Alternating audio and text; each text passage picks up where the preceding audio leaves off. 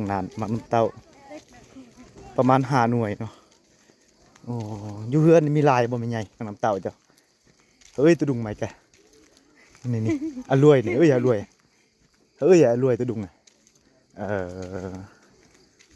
ให้ลูกมาตักจะหน่อยเด้อให้ลูกมาตักจะบ่มีลูกสาวบ่มีลูกสาวบ่เจ้าใกล้กันแก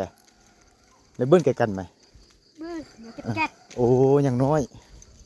ลูกสาวยังน้อยเนาะสมก็เลยลงมือมาตักเองเนาะลูกสาวยังบ่ทันใหญ่